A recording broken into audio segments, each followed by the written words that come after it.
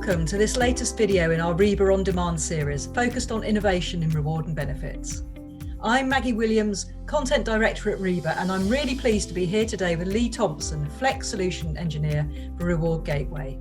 So we're going to be discussing how technology, the changing workforce and new employee needs are starting to redefine the landscape for flex and employee benefits.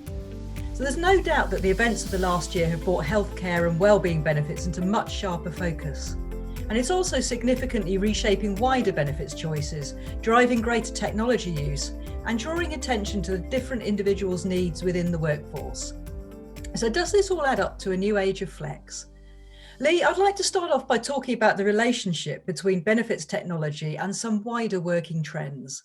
It's clear that remote and hybrid working are becoming a permanent part of our workplace culture. How do you see benefits technology needing to change and adapt to this and to other shifts in working patterns? Great, thank you. Thank you for having me, Maggie. So yeah, that's really interesting. And I think what my view is in terms of how that's changing over the pandemic, especially with working from home and, as you mentioned, more hybrid working, is I think it's really important for benefits technology to adapt to follow people around in a sense. Very much so that social media does. We have it on our phones, we can access it on our laptops, and I feel that benefits technology needs to do the same thing. And especially, as you mentioned, with the more focus on healthcare, on wellbeing, if I need to access something and the information is held in my benefits portal, then I can access that from my mobile device or my tablet or my laptop, from home or from the office, and access those benefits. And really, for me, it's the idea of going into the office and thinking, I'm going to look at my benefits portal. I need to submit my benefits. I need to have a look at what I want for the next year or for the next month. And then actually, I've completely got distracted. I'm now at home the next day. I then pick that up. So anything that I put in my basket, anything I've looked at, that is intuitive. It's following me. It's following my behavior on that platform. And then again, if I get distracted because I need to let the dog out, then I can be on my mobile device in the evening and pick that up again until I can focus on that. So I think for that, that's really important, that is as mobile as possible. Sure. Thank you. So what do you think are the key criteria for benefits technology that really engages? I think for me, the way that technology is changing, and as we know, it changes very, very quickly, is the personalization of the benefits experience. So in terms of engaging, I think in terms of how benefits portals and technology has been built, it very much is that information is there for me to consume. There'll be a certain set of documents for me to read and make a decision based on whether I think I need that particular piece of benefit or product. So I think in terms of the engagement is how can we personalize that piece, whether that's segmenting content within the system based on my age or my location or something along those lines. But if I can tailor that experience to specific populations of employees, then that engagement really starts to make a difference. So I think in terms of that is, if I go into the system and I'm looking at insurances, then the system is intuitive and is segmented to suggest other similar products to me. Now that's great. So that's looked at some of the ways that employees really benefit from benefits technology. But what about employers as well? How can they take advantage too? For example, to help them with proving return on investment, or also getting insights into employees' benefit needs? Yeah, I think that's a really interesting point. I think especially the return on investment, I think that's changed a lot over the years. We've had changes in legislation in terms of salary sacrifice, and if you take it back a few years ago, we could easily offset the cost of benefits technology against the savings that an employer would make on those salary sacrifice arrangements. And I think that has become harder. I think in terms of employers making the most of that is really kind of going down that integrations piece and having that one-stop shop place for employees to come on and do a range of different things. So whether that's having a look at their benefits, reviewing their pension contributions. But then if I'm out and about and there's a platform that I can buy a voucher, or I can spend some of my reward and recognition money on a voucher for a coffee. I can grab a coffee whilst browsing kind of where to spend the rest of my points. So it's really kind of bringing in a full range of, kind of, as I mentioned, a full range of kind of benefits, as well as that reward and recognition. And that really then does start to drive that insights piece. Had to have that one system where you can go in. How are my employees spending their points? What are they buying? What are their spending habits? What benefits are they looking at? Where are they clicking in the system? How many kind of unique logins have I got into those kind of different areas? To be able to have a single dashboard that has that really powerful information and not just really captures kind of the data and applications and spending, but then if we can really couple that with some really smart kind of survey technology, then you're not only capturing data, you're also capturing the feeling of your people, and that becomes more and more powerful as that data becomes more kind of wider set. Sure. And I think that point that you make about understanding the needs of your people becomes even more important as we start to see a new generation coming into the workforce who have been very, very used to a world where there's technology-driven, personalised approaches to so many things, and that the ability to customise their experience is pretty much the norm. So do you think employee benefits are keeping up with that?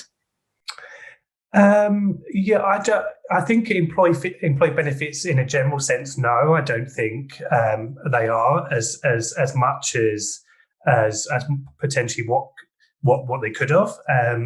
But I think the pandemic and the health crisis and some other things that have been happening in the UK over the last year and beyond are really starting to propel that forward. So I think we are now starting to see a real emergence of changes, especially as we welcome different generations, and generations are different, and the generations that are now emerging are very different to the generation that I'm in, the generations that came before that. So I think, especially in terms of, it comes back to that personalisation piece. Generations like mine as a millennial and kind of Gen Z, they expect so much more from technology and from benefits and really what those benefits give. I've seen some great examples of where things are being pushed forward, and I think actually this last year has given everyone a chance in the industry to sit back and think, right, how can we make that really engaging from a digital perspective, from a technology perspective, but then actually then builds into wider missions and values as well. Sure. And you mentioned there that you've seen some great examples of some really good practice here. I just wonder whether you could paint me a picture of what employee benefits need to look like if they're really going to engage and retain that Generation Z workforce. Yeah, it's really interesting, and reading all of the kind of the research and the content around Gen Z and how they're very different to kind of millennials and the other generations are really interesting, and Gen Z is especially are very tech first. They really help propel forward kind of different pieces of technology like TikTok and kind of VR and those types of things. So I think they are very tech first generation, and that really does need to be reflected in kind of benefits and that technology. And this is really where, again, that personalization really starts to come through in terms of content, in terms of going in and looking at benefits and other kind of reward and recognition pieces. I think for Gen Z, there's certainly an emphasis on sustainability, on impact to the environment. They are racially and ethnically more diverse than any generation that has come before them. And I think that needs to not only reflect in kind of the benefits and the benefit offering, but also aligning that to the business's mission and values. I think the Gen Z population are very much a case of, I really love the idea of working for this business, but actually, do they align to my values and mission? And do they look at sustainability and that environmental impact?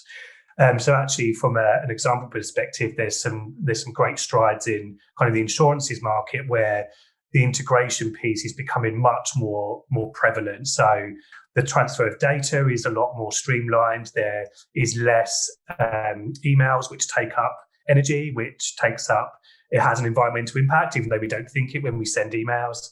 If that transfer of data is streamlined, that's already something that is important to that generation as something that they think about. And with that streamlining of insurances, we're not sending out 5 or 6 different membership packs when people submit their benefits. It's a case of streamlining that, and there's one schedule, there's one piece of digital technology that gives that generation that. So I think that's really important, and as I said, for businesses to align to the mission and values and to reflect that within their benefits offering. Sure, and I guess, well, obviously, whilst that generation is very, very important, particularly for the future of the workforce, how can employers deliver that whilst also keeping pace with the needs of all the others in the workplace? Yeah, it's really interesting, and I think it will be a real focus area, and it really does come back down to that personalization and really that segmentation of audiences. So if you've got a really diverse employee population where you have kind of Gen Z and millennials and other generations, we interact with technology very differently. I might like to speak to someone over the phone, whereas a Gen Z doesn't want to speak to anyone over the phone. They want to send a message or be on a live chat. So I think it's segmenting those populations and really looking at the granular detail of who your people are and where and starting to think, where could that person be in their life and in their career from a personal perspective, and really tailor that audience and the content. So whether it's kind of around the financial aspects of benefits, some really great research has shown that Generation Z are not as susceptible to really clever in marketing kind of tactics, which for me, if I see something that's really clever and the marketing is really kind of fresh and dynamic, I've already bought it before I've kind of finished the advert. Whereas Generation Z are not so much like that. It's very much, we want to save the money and be more responsible in that aspect. So if we can target that generation with those types of products, with savings vehicles and things that are going to save them money at home and in the workplace, but then we've also can start to kind of talk to a different audience about kind of insurances or, again, financial products, but maybe someone saving to send their kids to university. And, so it's just really tailoring that content, segmenting that population, and, again, personalising that experience. Sure, and just bringing all of that back together to kind of come back to the question that I asked at the start of the video. And are we in a new age of flex now? And if so, what's making it different from the previous generation? Yeah. I think I think flex is one of those things that when you're in it, you don't see it changing as actually what it is changing. I think flex in the past has catered and been built on kind of legacy systems and legacy arrangements. And we are still seeing that when we're speaking to our clients and having conversations around what flex is and what the options are. It very much is a case of, there is legacy arrangements that we're needing to build for.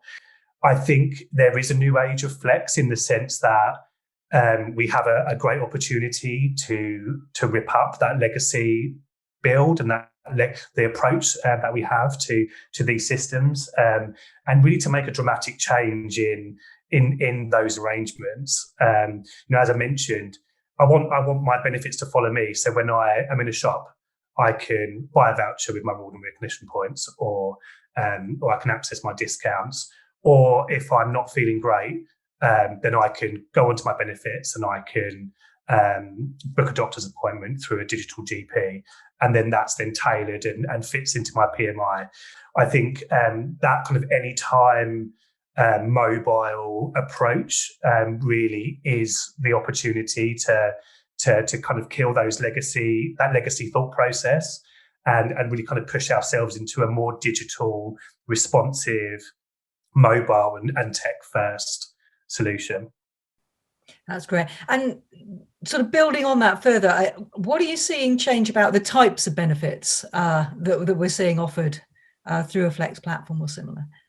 Yeah, I think there's always a buzzword with Flex. I think if you look back a few years ago, it was very much around wellbeing, and then it was very much kind of around financial wellbeing and savings and kind of content around that. And I think we're now seeing another shift in terms of a greater and wider look at wellbeing in general, not just the siloed approach to financial or mental health wellbeing or health wellbeing.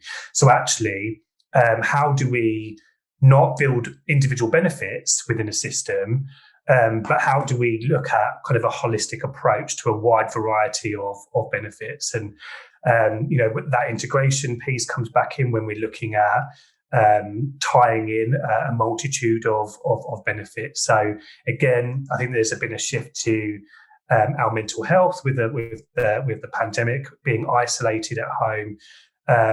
So kind of to digitalize those benefits, to bring those in to a digital environment where we can interact with them, but there's almost a community approach to those benefits. And that's certainly, we're starting to see that with some of the insurance benefits, where they're adapting to that approach with kind of the digital aspect, the integration, the on-demand nature of benefits. As we were talking about Gen Z, I want access to things now. As a millennial, I'm exactly the same.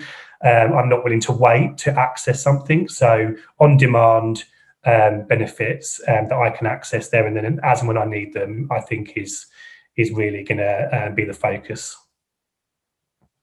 Well, Lee, that's been fantastic. Thank you very, very much indeed for your time today. And I've really enjoyed our talk. So thanks for your forward-looking Flex thoughts, and look forward to talking again in the future. Thank you. Thank you. Thanks, Maggie.